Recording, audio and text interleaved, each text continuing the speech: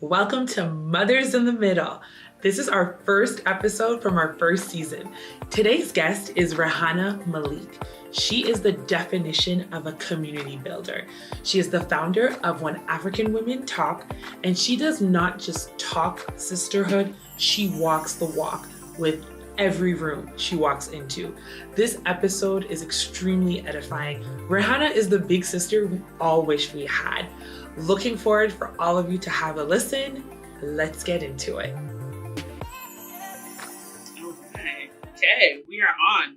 So we're gonna do some icebreaker questions. What is something that's been bringing you joy lately, small or big? Loving myself. Ooh. Please digress. Please elaborate on that. We had a conversation about this earlier on, and I'm 40, in my 40s now, close to my mid-40s. A babe nonetheless. Doesn't matter, a babe. And I've been through my 20s and my 30s, and now I'm a mother of children that are a bit older. My youngest is still 5, so still in that young phase. But the difference is that I no longer have pregnancy hormones in me. I no longer am changing nappies or diapers, I guess. Don't miss that. So I have more free time. And free time means I get to self-introspect. And that means I get to love myself more, forgive myself more, be present with myself. And so I'm enjoying loving me. Wow. Okay, all right. That's so beautiful. Oh, wow. Starting off hot. Yeah, you set the tone really well. That's beautiful. Okay, so we're talking a little bit about motherhood. So if motherhood had a theme song for you, what would it be? Self-discovery, forgiveness, acceptance of my image, love beyond anything, joy, depression, Okay.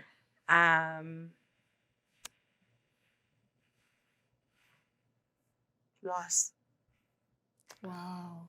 So I'm going to jump on her question just to, what's a song? What's a song? That was so good. That You know what? I wasn't even, encapsulates, my question was, what would be your theme song? But I guess you were answering with the themes, but I'm like, oh my gosh, that you described so many different phases of Right. motherhood so beautifully and so quickly that I was like, wow. And it can all happen in one day, all those feelings. Literally in one day. Yeah, or a decade, or a couple of years. Wow. Touche. No, that was extremely, oh, girl, you got us in the feels. I'm like, I don't know. And then, okay, so I know listen, don't get us all emotional and crying on here. We just started. I promise not to. Oh, it's okay. Do what you got to do, girl. Our third question, icebreaker, is describe yourself in 3 words. And would your mom agree? Oh my goodness. I am bold. You said 3 words? It can be 3, but hey, if it's more. Bold, disruptor, and beautiful. Hey, hitting on those self-love points. I love this. I love this. Okay, so I'm going to share, but I love how you ended on that point. So today's guest is a force, not just in what she does, but in how she lives. Rehana Malik is the definition of a community builder, someone who doesn't just talk about sisterhood and solidarity, but models it. In every room that she enters, I've witnessed this myself. As the founder of When African Women Talk, she's created a powerful space for Black women to gather, grow, and be seen. She's also the visionary behind Stimbok, reclaiming agriculture and land-based knowledge for our communities, African communities. And we're so honored to have her here. Welcome to Mothers in the Middle. I love that introduction. I told you. That's a nice bio. I think we need to adopt that. Hey. I'll send it your way. Thank you. Yeah. Thank you for having me.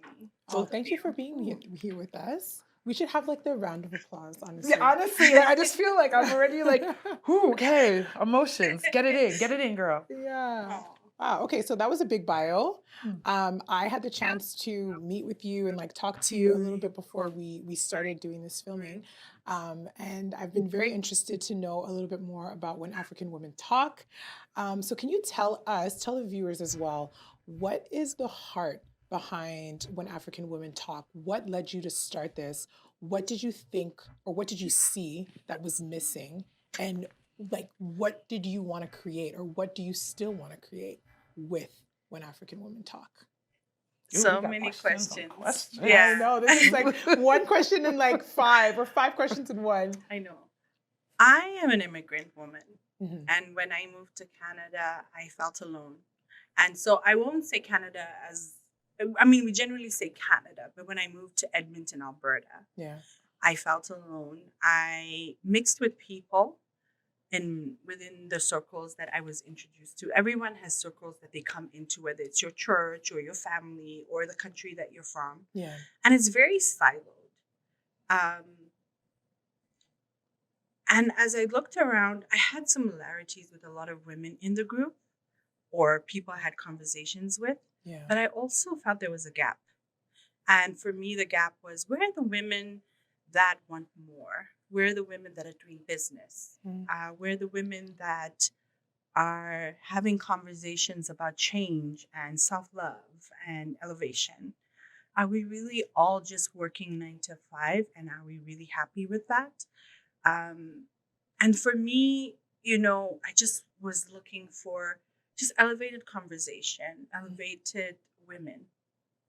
And as I began When African Women Talk, I also wanted to share. So I belonged to a group called Women Talk at that time, Okay. which was founded by Bridget Lasad.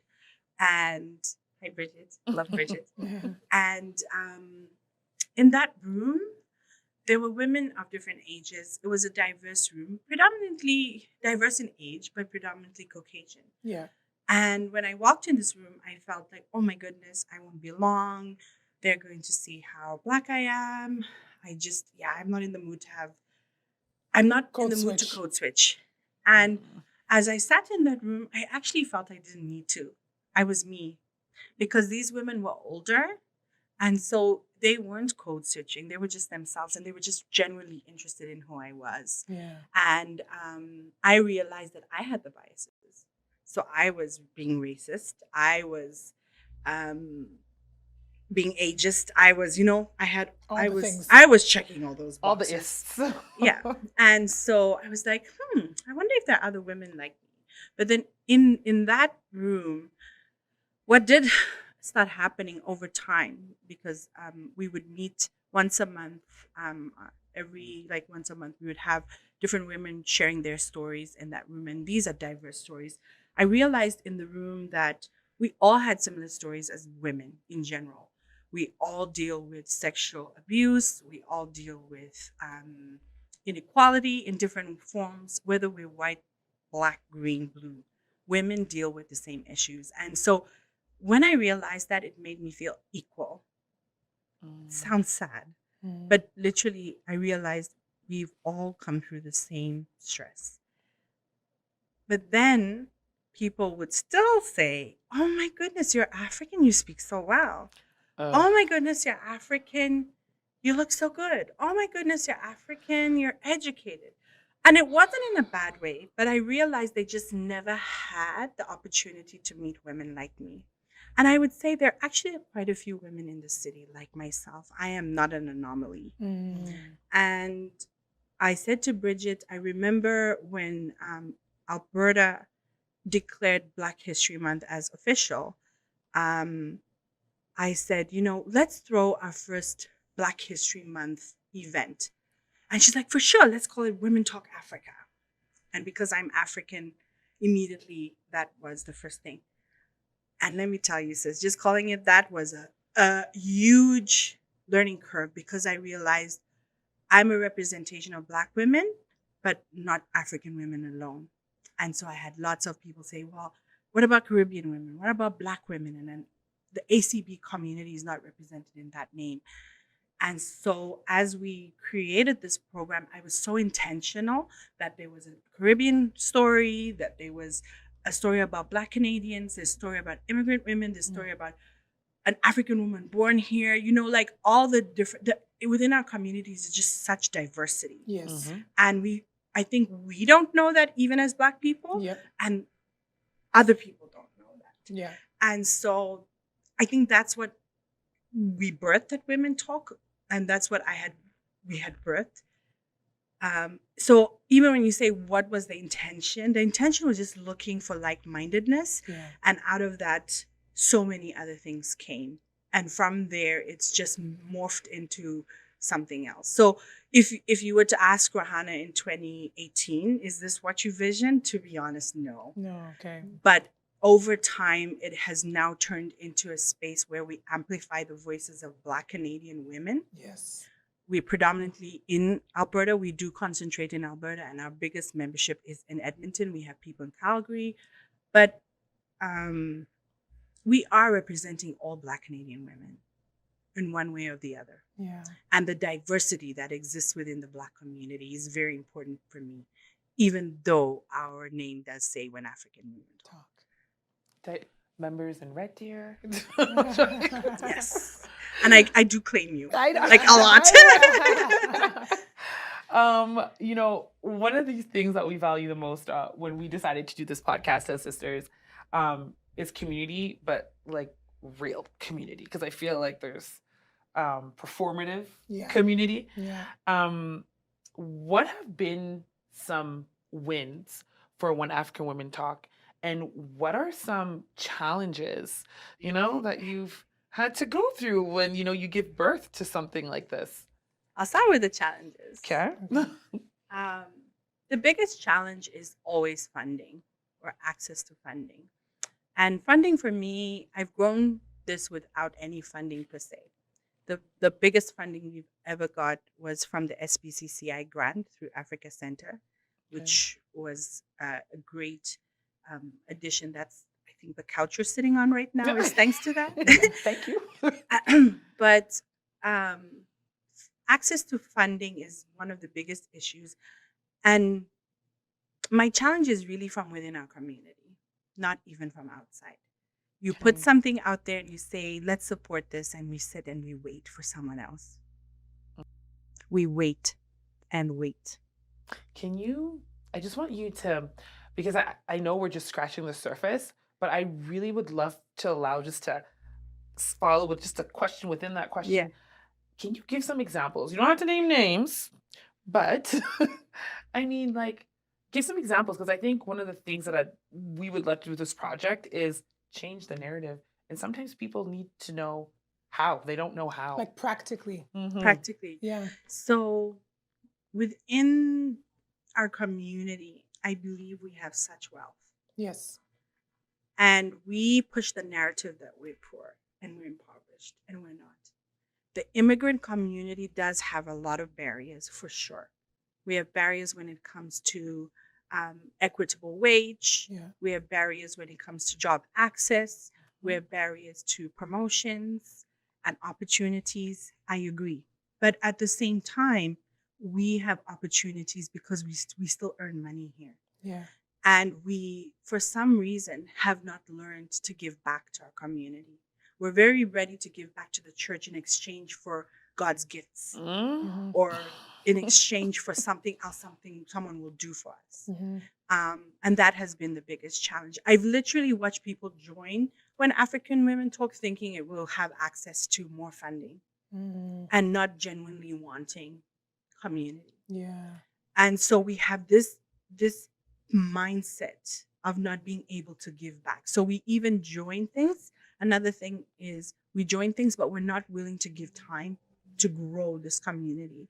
I've watched, I sat helping on a federal campaign recently, and I literally watched Caucasians support a Black woman running, and maybe 2 other Black people came out. I don't know where it is, because we, in our communities at home, I use home loosely, we show up. But here, for some reason, we've gotten into the mindset of waiting for someone else to do it for us. And so that's another challenge that I have: access to funding and waiting for other people to do things for us. Wow. Okay. And that's something, I think it's a hurdle that we see commonly. I'm Congolese. I'm a Congolese Canadian. Let me rephrase that. Congolese. Congolese Canadian. But I think it's a hurdle that we see across African communities in the diaspora. And I'll even go further to say not just across African communities, but across immigrant communities. And even just to touch back on your point of, one, living in silos, right? We come here, you mentioned the thing about at home, we're not like home being, that could be referring to our cultural values being back home in Africa, where they lived in community. Our parents grew up in community. And I see that reflected very easily when there's a funeral. We all gather, but unfortunately sometimes with, whether that's immigrating here and the change and the culture shock, all that stuff, sometimes it takes something drastic for us to like come together, and we could work so much better if we worked in unity. And there are other communities here, even in Canada, that we've seen that are very united, and they work well, and they are strong. They are very strong communities. And just on the note of like community and kind of moving forward, you mentioned earlier when we asked you about, how would you describe yourself? You said you're a disruptor, and in your bio, we talked about you being an entrepreneur. You're a dreamer. So what does like the next 5 years look like for you? What does it look like for when African women talk? What does it look like for Stimbok? And what is the legacy that you want to leave to Black girls, to African girls growing up in Canada? More questions within questions. Yes. We like that, huh? It's our style. That's fine. So I'm not a dreamer. I'm a visionary. Okay. So I'm able to see opportunities where no one else sees opportunity. I'm able to manifest those visions. Yeah. And that's what I've been able to do. And that's one of the successes I've had with When African Women Talk.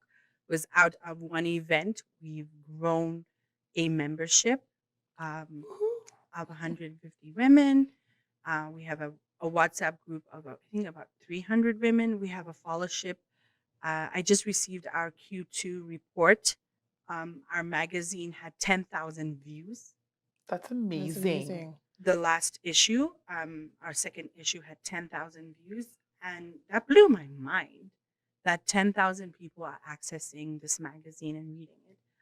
And we put content out there. I've watched from having 4 people be and I'm an Instagrammer. We just talked about this, but I've watched our Instagram account have 4 people, which were my friends. Maybe I was the other person. So like 3 to now like 3,000 people following us on Instagram, and it continues to grow. But even when we put content out there, our reels are watched by so many people and shared and things like that.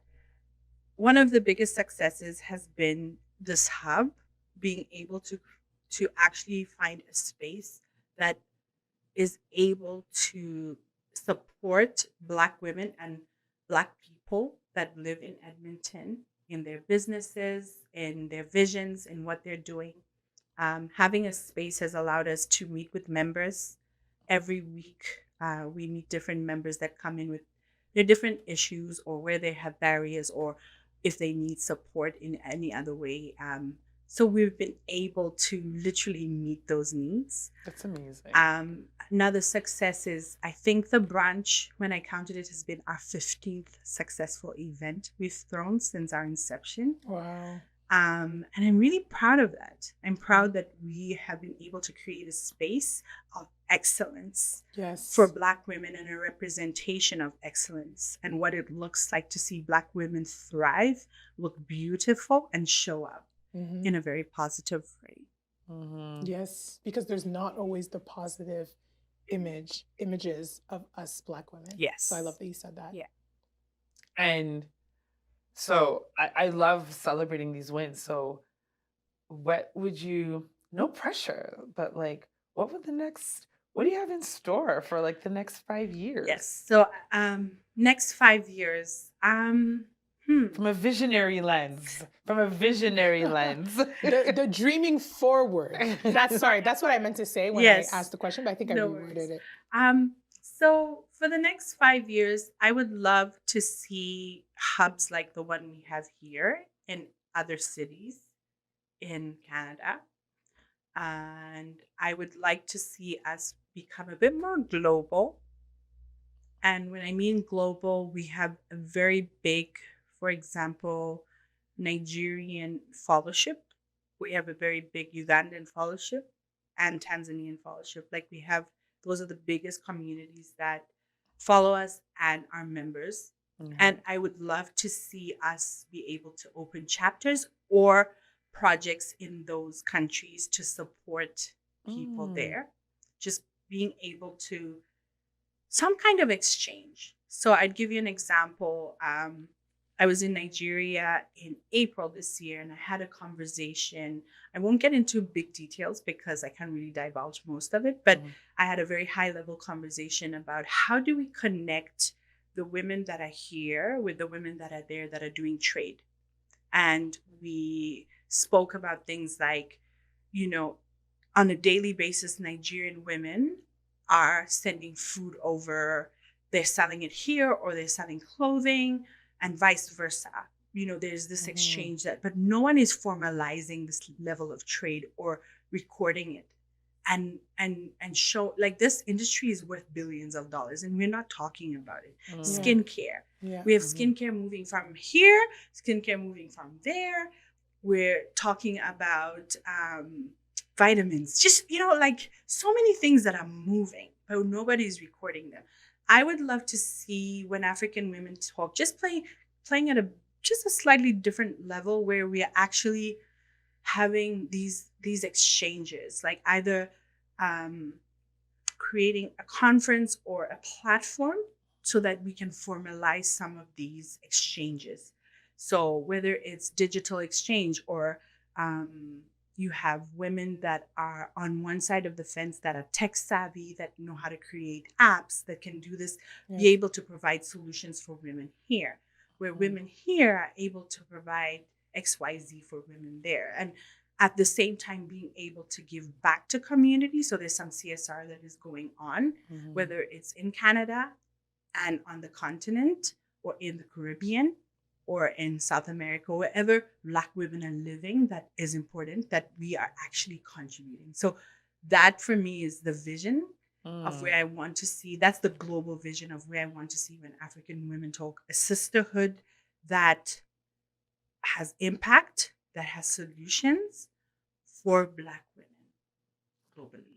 I love how you mentioned the analytics because, I love reading articles and I always, I know you've read about it, I know you've read on it, but like just the power of the Black dollar, Yes. right? Yeah. But then you're going an extra step, the power of the Black female dollar. Yes. Because it's there, but who's tracking it? Yeah.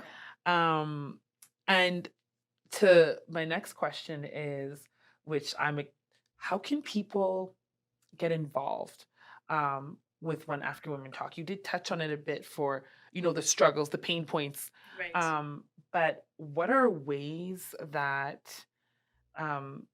they can get involved? I know it's Alberta wide. You did touch on it, I guess, in the vision of where you want it to be.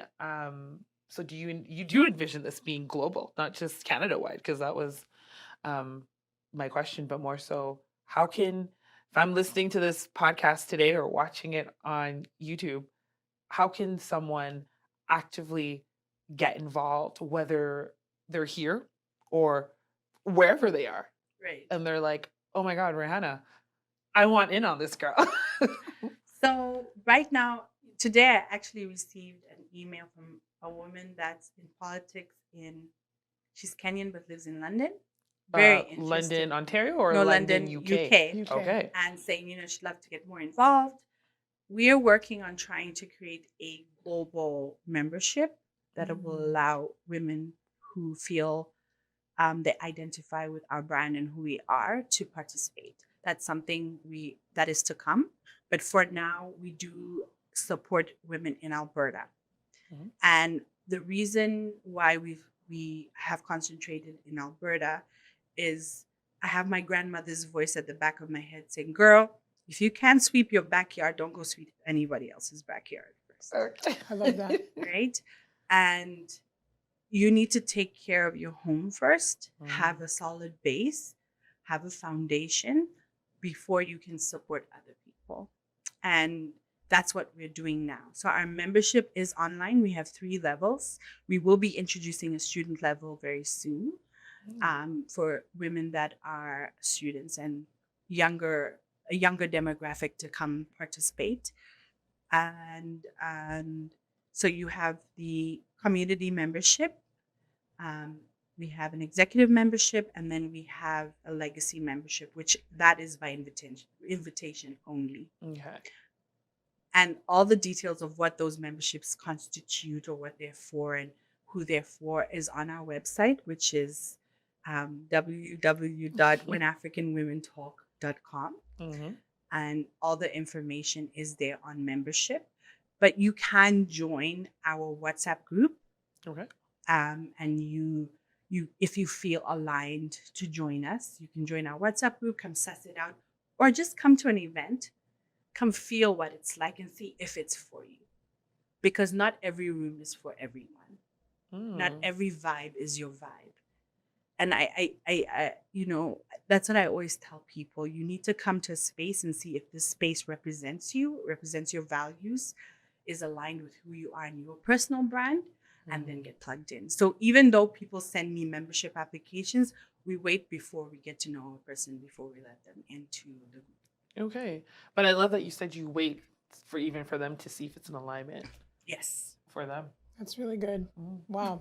So your impact and your legacy, it extends beyond sisterhood. I mean, this was started and birthed from the concept of filling a gap, creating the sisterhood around business, professional women who were doing things. And you mentioned elevated women.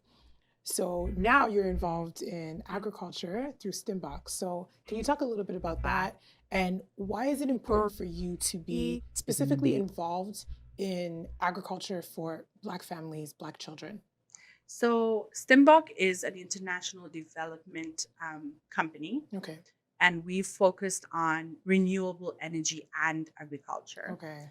And the reason is, first and foremost, access to power, as in electricity, is a huge issue for Africa. Yeah. We have a huge power deficit. And we have a huge hunger deficit. Access to food and sustainability in that sense is a huge food insecurity is a huge issue for Africa. Yeah. And for even now in Canada, we have a huge food insecurity. Colonialism, and I'm going to go here. Go there, girl. Taught us to solely rely on certain foods. Yeah. So in Zambia, for example, we became so reliant on maize as our staple food. And I only learned when I was older that maize comes from Mexico, from South America. It's not even native to Zambia. Yet we were taught that that's our staple food. We are gung-ho that is our traditional food. And yet our traditional food is millet, sorghum, these type of foods.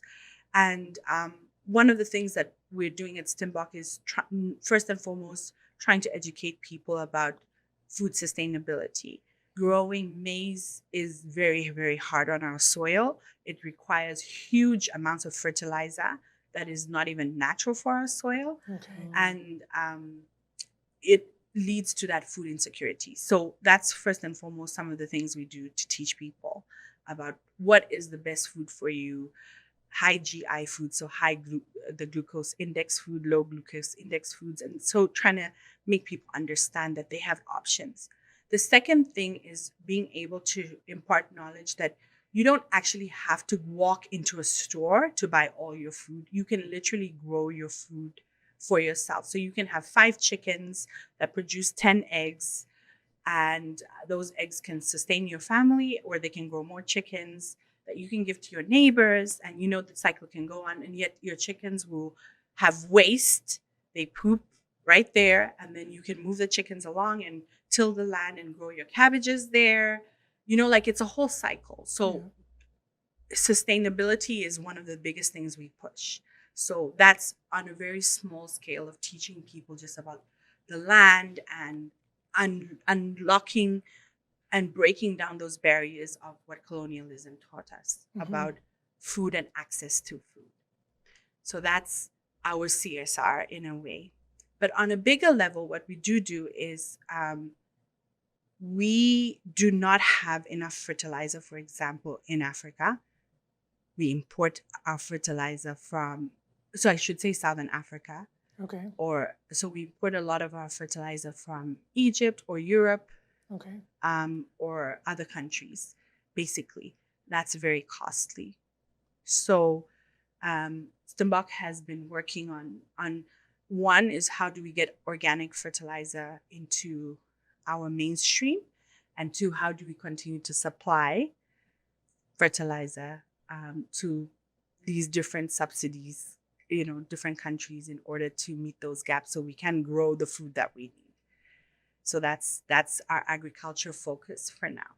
The other thing is we have a bean project where we're growing beans for export. And so we grow soybean and red kidney beans. And that's been really interesting and amazing. And then that's like an interesting project. And then the other thing we do is we just help companies that are Canadian who would love to broker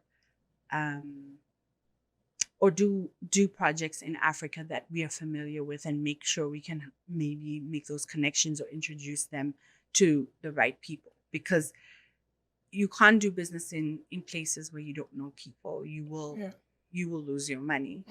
And so how do you, so you want to grow, you want to go and you want to sell your skincare line, for example, in I don't know where. And so let's introduce you to the right people, maybe the trade commissioners or people in the country that can teach you about tax and access to this and access to that and how to do banking. And so those are some of the things we're able to support you with. That's awesome. I love this. That's so, I honestly, listening to you talk about the agriculture part, I feel like you need to even here, just with, I'm a child of the diaspora, like I'm born here, but I would have fun, or I would love to register all 3 of my kids to see how that works, because I think my children think food is just, you go to the grocery store.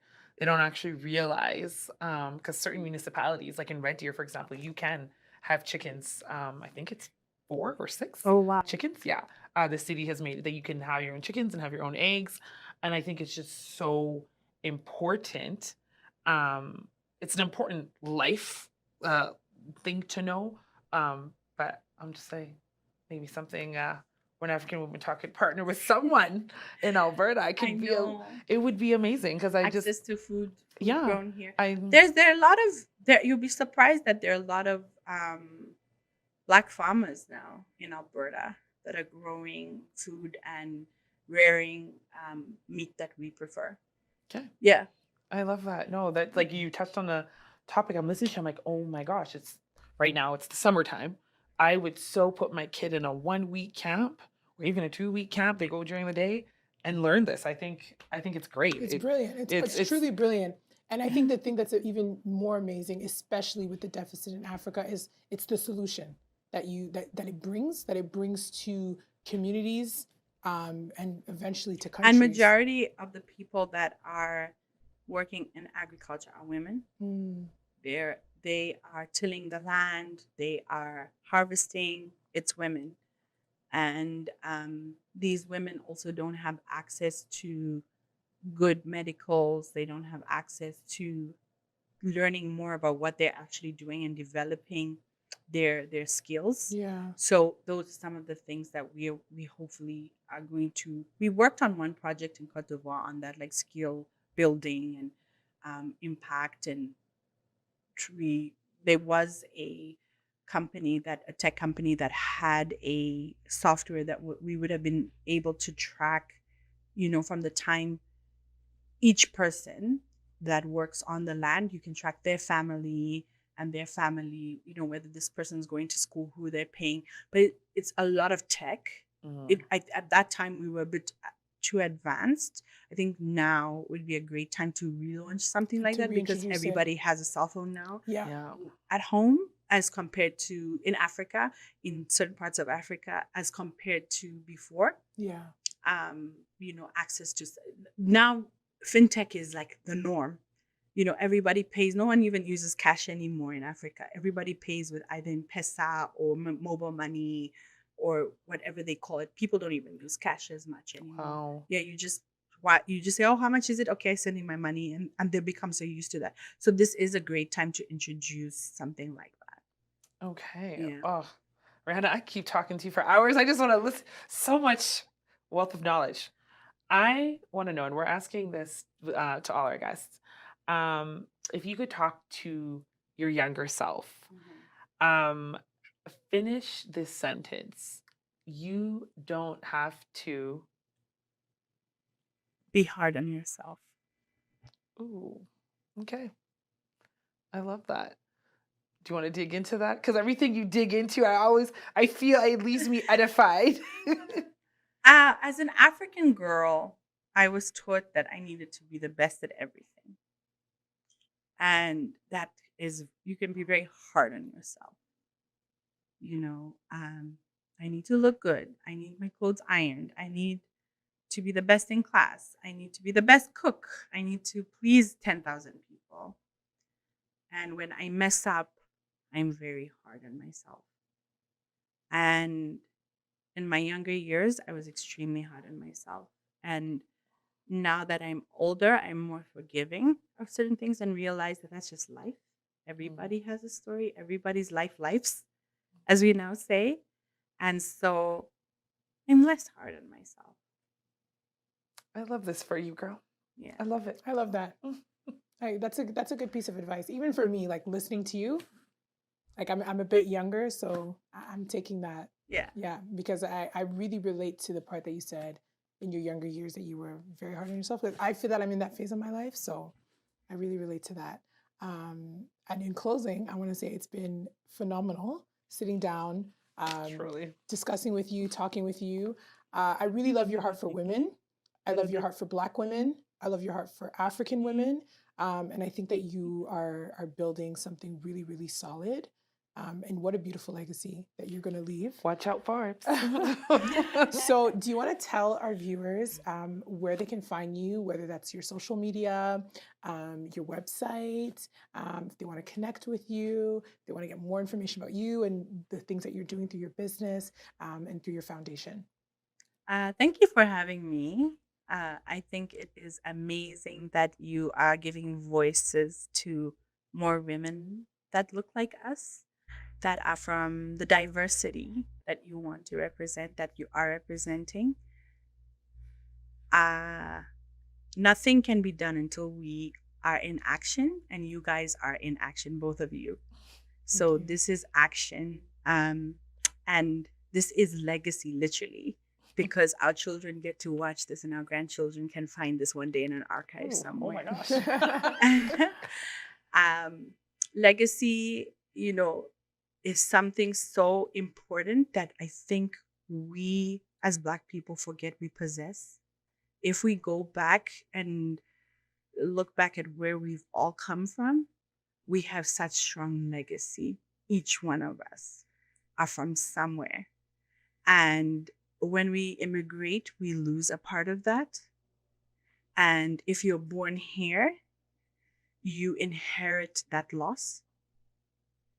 And what you're doing is basically repossessing that legacy for each person that sits here. So I think that's phenomenal.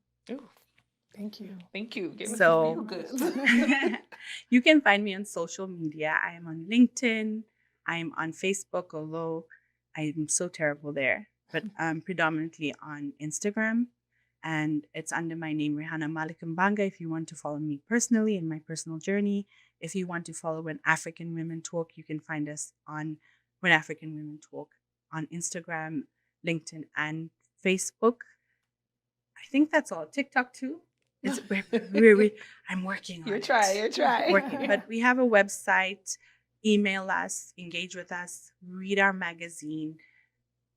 There are so many phenomenal stories about beautiful women, impactful women, educated women, women with so much to give Canada. We are part of the economic solution, and we want you to recognize that. That's awesome. Yes. Thank you so much, Rehana.